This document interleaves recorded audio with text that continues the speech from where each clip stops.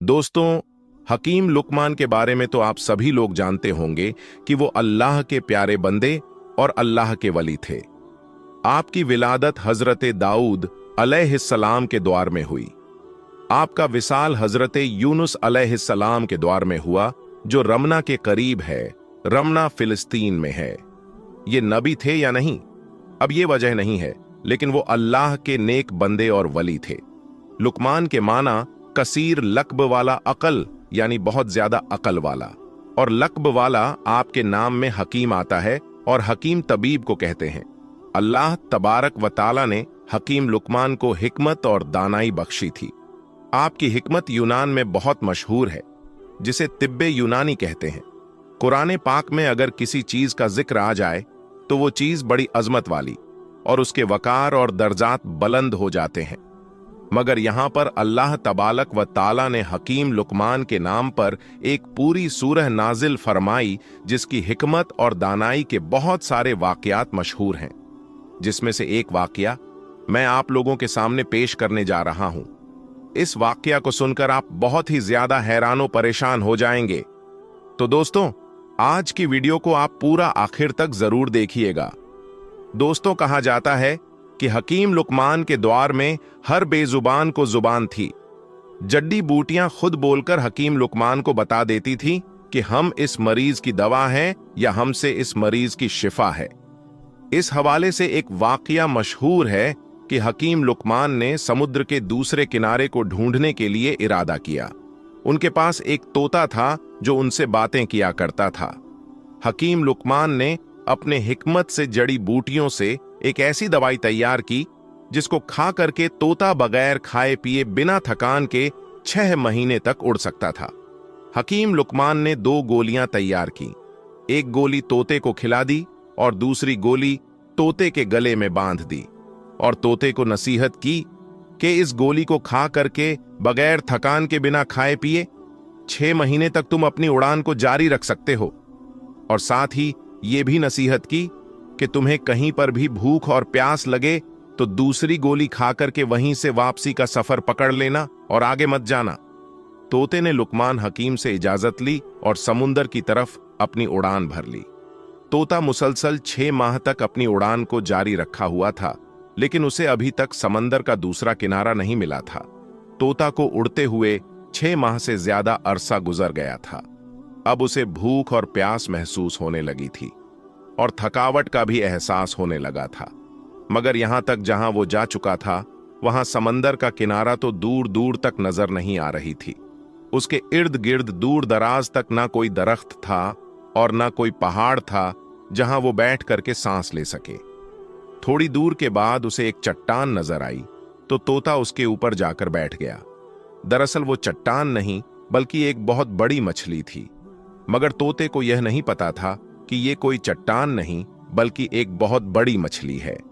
थोड़ी देर में मछली ने हरकत की तो तोता हैरानो परेशान हो गया। वो ये देख रहा था कि ये चट्टान कैसी हरकत कर रही है। जब मछली ने अपना मुंह बाहर निकाला तो वो भी उस तोते को देखकर हैरान हो गई और उससे कलाम करने लगी। क्योंकि उस वक्त हर चीज को जबान थी, इसलिए मछली ने उससे पूछा, तुम कौन हो और यहां कैसे आए हो? तोते ने कहा, तुम कौन हो? मछली ने कहा, मैं इस समंदर की मखलूक हूं। तब तोता बहुत ज्यादा हैरान हुआ और कहने लगा कि अल्लाह की पनाह, मैं अपनी जिंदगी में आज तक इतनी बड़ी मछली नहीं देखी। तोते ने कहा, मैं लुकमान हकीम का तोता हूं। लुकमान हकीम ने मुझे समंदर का दूसरा किनारा ढूंढने को भेजा है। मैंने बहुत ज्यादा सफर किया, लगातार 6 माह तक उड़ता रहा, लेकिन अभी तक समंदर का दूसरा किनारा नहीं मिला और अब मैं बहुत ज्यादा थक गया हूं। अब इससे आगे नहीं जा सकता हूं। क्या तुम जानती हो कि समंदर का दूसरा किनारा कहां है? तब मछली ने कहा, तुम मुझे पहले यह बताओ कि तुम यहां तक पहुंचे कैसे? यहां तो कोई दरख्त भी नहीं है और ना ही कोई पहाड़ जिसके ऊपर तुम बैठकर सांस ले सको। यहां तक पहुंचे कैसे? तब उस तोते ने लुकमान हकीम का सारा माजरा उस मछली को बता दिया।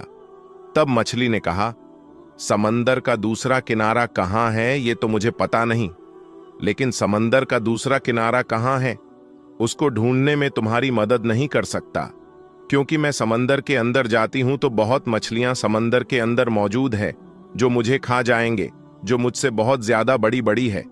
तो तोते ने कहा, ठीक है, तुम मुझे वहां भेज दो जहां से मैं आया हूं। तब मछली ने कहा, मेरी पीठ के ऊपर बैठे रहना। तोते ने ऐसा ही किया। तब मछली ने अपनी करवट को बदला और पलक झपकते ही तोते को उस जगह पर भेज दिया जिस जगह से आने में उसे 6 माह लग गए थे। तोता बहुत हैरान रह गया कि जहां से मुझे उड़ते हुए पहुंचने में 6 माह का वक्त लग गया था, मछली ने उसे पलक झपकते ही पहुंचा दिया था। और अभी वो ये भी दावा कर रही थी कि उससे भी बड़ी मछलियां समंदर के अंदर मौजूद है, जिसकी वजह से वो आगे नहीं जा सकती। तोता हकीम लुकमान के पास गया और उन्हें सारा माजरा सुनाया। हकीम लुकमान ने जब ये माजरा सुना तो बहुत हैरान हुए और अल्लाह की बारगाह में सजदारेज हो गए और कहने लगे कि अल्लाह, बेशक तू ही जानता है कि समंदर का दूसरा किनारा कहाँ है। बेशक तू ही सबसे ज्यादा जानने वाला है। बेशक तू ही हर चीज पर कादिर मुतलक है। बेशक तू ही हमारा मालिक है। तेरे कब्जे में सारे दुनिया वालों की जान है। बेशक तू ही बड़ा रहमानो रहीम है। तो दोस्तों, इस राज का हकीम लुकमान के पास भी कोई पता नहीं चल सका कि वो मछली कौन थी, और इस तरह से उसने पलक झपकते ही कैसे 6 माह का सफर झटके में पार कर दिया, और ना ही लुकमान हकीम को समंदर का दूसरा किनारा मिल सका। दोस्तों, अब हम आपको एक मछली का वाक्य सुनाते हैं। दोस्तों, एक मछुआरे के जाल में एक मछली फंसी। जब उस मछली का पेट चाक किया गया तो अंदर से ऐसा क्या निकला कि तमाम देखने वाले लोग अल्लाहू अकबर कहते हुए उसे कुदरत का बड़ा मोजेजा करार देने लगे। दोस्तों, आखिर ये वाकया क्या है, ये जानने के लिए आप इस वीडियो को आखिर तक जरूर देखिएगा। दोस्तों, ये वाकया बहिराए अरब के साहिल पर पेश आया, जहां एक गरीब शख्स मछुआरे का काम करता था। ना उसने शादी की थी और ना ही उसका कोई सहारा था। उसका दिन रात समुंदर पर ही गुजर जाते थे और वो खुद को समुंदर का बेटा कहता। वो शख्स अपनी कश्ती में सवार होकर कई दिन कई महीनों तक समंदर में सफर करते रहता। वो खाने के तौर पर सिर्फ और सिर्फ मछलियों का इस्तेमाल करता। उसे अपने मुस्तकबिल की कोई फिक्र नहीं थी और ना ही उसने कभी ये सोचा था कि उसे एक हमसफर की जरूरत है। उस मछुआरे का बस एक ही काम था और वो था मछलियां पकड़ना, और उसको बाकी दुनिया से कोई सरोकार ना था। लेकिन जब भी वो वापस साहिल पर आता तो करीब के गांव में अपनी मछलियां बेचने जाता तो उसके चंद दोस्त उसे शादी का मशवरा देते। लेकिन ये शख्स उनकी बातों को हंसी मजाक में टाल देता और फिर से वापस आकर कश्ती में सवार हो जाता और अपनी समंदरी सफर पर फिर से निकल जाता। एक बार जब वो अपनी मछलियां बाजार में बेचकर जब वापस साहिल की तरफ आया तो उसने देखा कि एक जवान लड़की उसके कश्ती के करीब बेहोश पड़ी हुई है। दिखने में ये लड़की बेहद हसीन थी। मछुआरे ने उससे पहले इतनी खूबसूरत लड़की कभी नहीं देखा था। मछुआरे ने उस लड़की को उठाया और कश्ती में ले गया। जब उस लड़की को होश आया तो मछुआरे ने उससे पूछा कि ये लड़की तुम कौन हो और कहां से आई हो, जिस पर लड़की ने जवाब दिया कि मेरी मां मर चुकी है और मेरा जालिम बाप मुझ पर तसद्दुद करता है। आज उसने मुझसे बदकरी की कोशिश की तो मैं घर से भाग निकली और मैं साहिल पर पहुंचकर साहिल के साथ साथ दौड़ती चली गई, यहां तक कि मैं गिरकर बेहोश हो गई। मेरा इस दुनिया में कोई नहीं है और ना ही मेरे घर का ठिकाना है। दोस्तों, मछुआरा जो पहले ही उसके हुस्न देखकर उस पर फिदा हो चुका था, उसने नौजवान लड़की से निकाह करने का फैसला कर लिया और लड़की भी रजामंद हो गई। और फिर मछुआरे ने उस समुंदर की जिंदगी और उसकी सख्तियों से आगाह करते हुए कहा कि मेरी कहानी भी तुम्हारी जैसी ही है। मेरे बाप के मरने के बाद मेरी मां ने मुझे छोड़ दिया था और मैंने जिंदगी में सिर्फ गम ही देखे हैं। अगर तुम मुझसे निकाह करो तो तुम्हें कश्ती पर ही जिंदगी गुजारनी होगी। समंदर ही हमारा घर होगा और मछलियां ही हमारी खुराक होंगी। मैं तुमसे बहुत प्यार करता हूं, लेकिन मेरी एक शर्त है कि मुझे औलाद नहीं चाहिए। वो खूबसूरत लड़की पहले तो हैरान हुई, फिर उस मछुआरे की बात मान ली और फिर उन दोनों ने निकाह कर लिया। अब ये दोनों मियां बीवी की हैसियत से साथ रहने लगे। अल्लाह की करनी ऐसी हुई कि वो खूबसूरत लड़की हामिला हो गई और मछुआरे के शर्त के मुताबिक उसने कुछ ना बताया। जब कुछ वक्त गुजरा तो मछुआरे को भी मालूम हो गया, जिस पर वो अपनी बीवी से झगड़ने लगा, मगर अब कुछ नहीं हो सकता था। 9 माह बाद उस लड़की ने एक खूबसूरत सी बच्ची को जन्म दिया तो मछुआरा अपनी छोटी बेटी को देखकर हैरान रह गया। वो बिल्कुल अपनी मां की तरह बहुत ही ज्यादा खूबसूरत थी, नीली आंखें और चौड़ा माथा। उसकी शक्ल मछुआरे के दिल पर नक्श हो गया, लेकिन गुर्बत के डर से मछुआरा उस लड़की की परवरिश करने से आरी था। उसने एक रात मौका पाकर अपनी फूल सी बेटी को समंदर में फेंक दिया कि वो मछलियों की खुराक बन जाए। अगली सुबह जब बीवी को इस बात का इल्म हुआ तो वो बहुत खफा हुई। उसने मछुआरे से बात करना छोड़ दिया। वो हर दम गुमसुम रहने लगी और अल्लाह से इल्तजा करती कि ए रब, मेरी बच्ची की हिफाजत फरमा। दोस्तों, दूसरी जानिब मछुआरे के जाल में मछलियां आना बंद हो गया। वो सारा दिन जाल लगाकर बैठा रहता, मगर कोई मछली जाल में ना आती। मछुआरा इस अजीब सूरत हाल से परेशान हो गया, क्योंकि वो समंदर के चप्पे चप्पे से वाकिफ था और उसकी जिंदगी मछली मारने में ही गुजर गई थी। मछलियों के बगैर 4 दिन का अरसा बीत गया। फाकों की वजह से मछुआरा और उसकी बीवी की हालत खराब हो चुकी थी। मछुआरे ने तमाम हिम्मत जमा की और अल्लाह का नाम लेकर अपना जाल समंदर में फेंका तो इस बार एक बहुत बड़ी मछली जाल में फंस गई। मछुआरा बहुत खुश हुआ, मगर उसकी बीवी गुमसुम बैठी हुई थी। उसे ना खाने का होश था और ना पीने का। बहरहाल मछुआरा मछली को कश्ती में खींचा और जल्दी उस मछली का पेट चाक किया ताकि उसका गोश्त बनाया जा सके।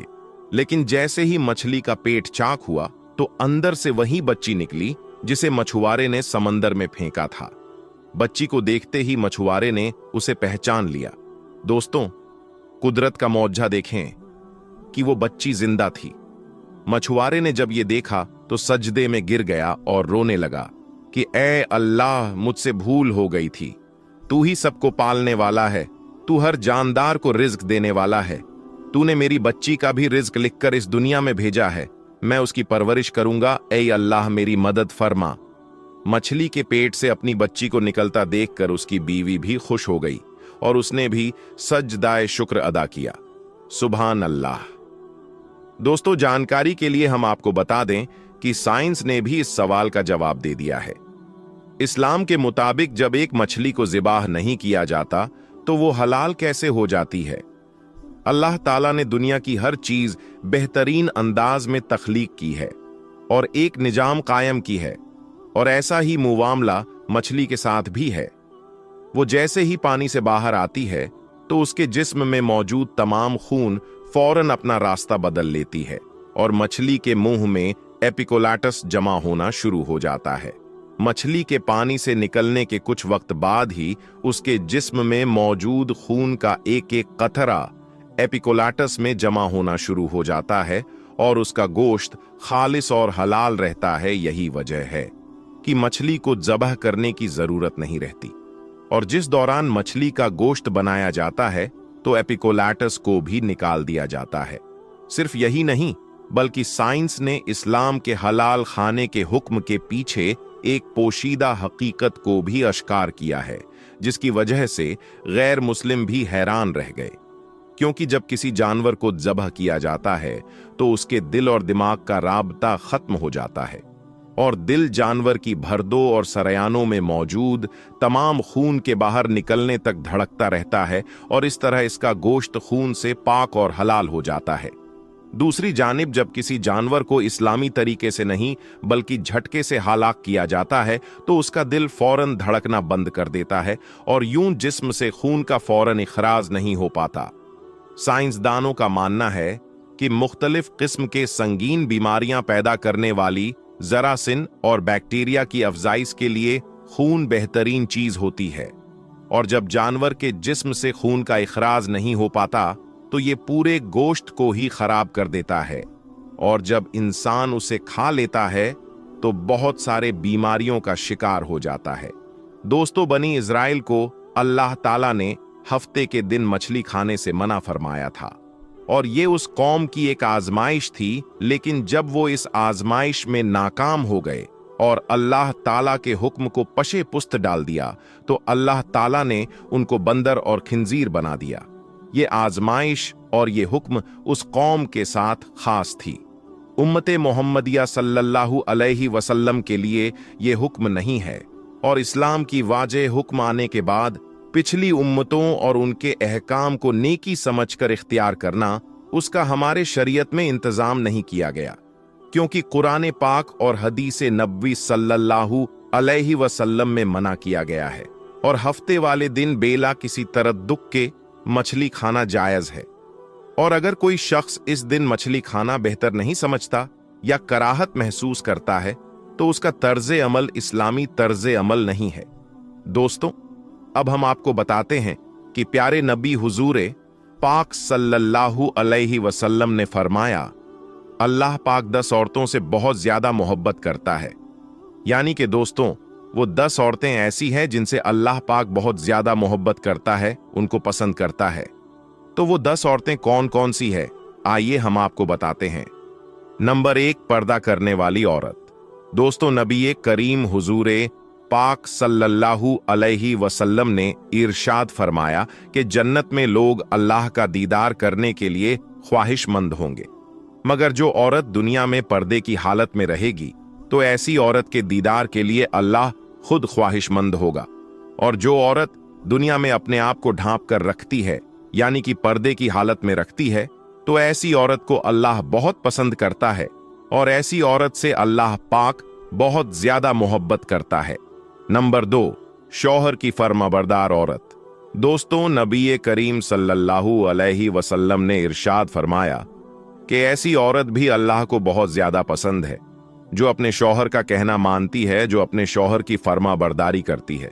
तो ऐसी औरतों से अल्लाह पाक बहुत मोहब्बत करता है।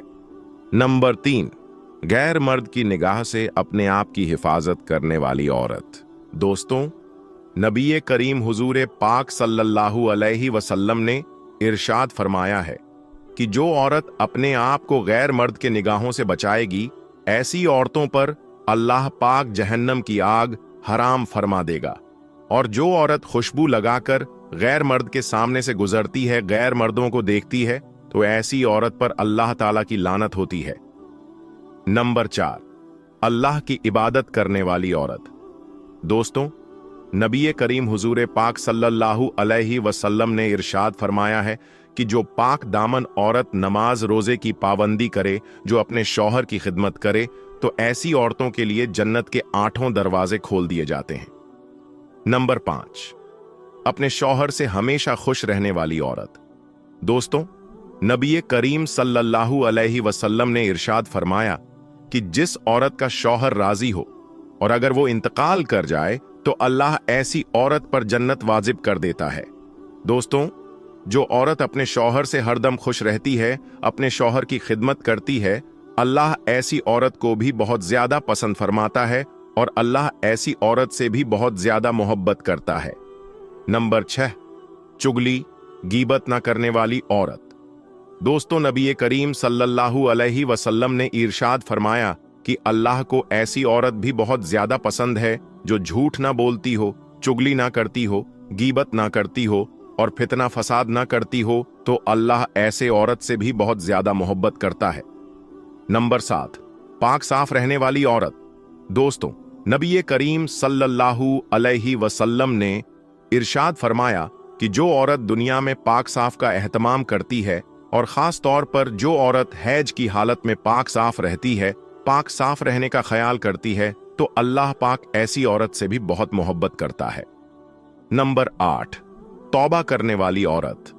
दोस्तों, नबी करीम सल्लल्लाहु अलैहि वसल्लम ने इरशाद फरमाया कि बेशक अल्लाह ताला उनसे मोहब्बत करता है जो तौबा करते हैं।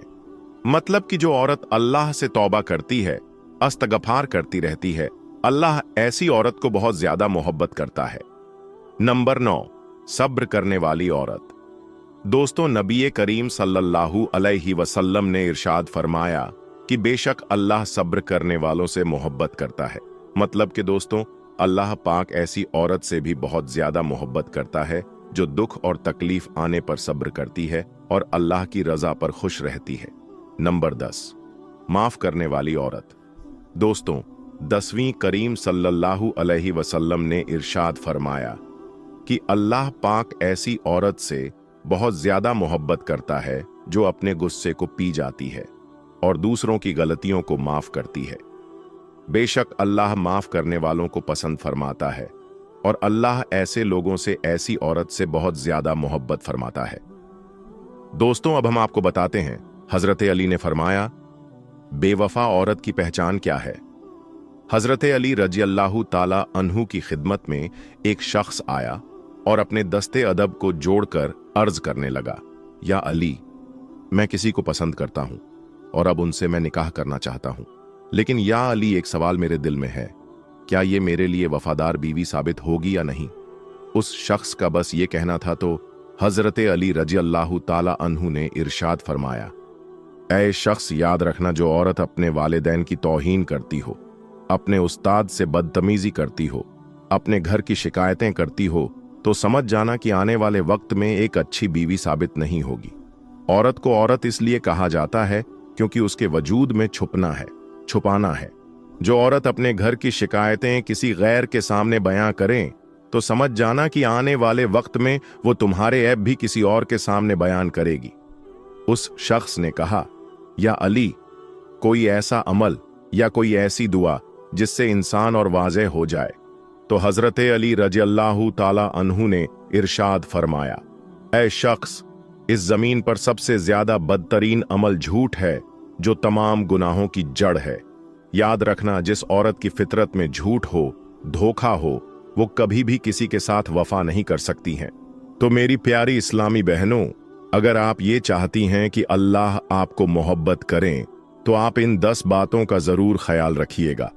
अल्लाह आपको कामयाब करें। आमीन सुम्मा आमीन।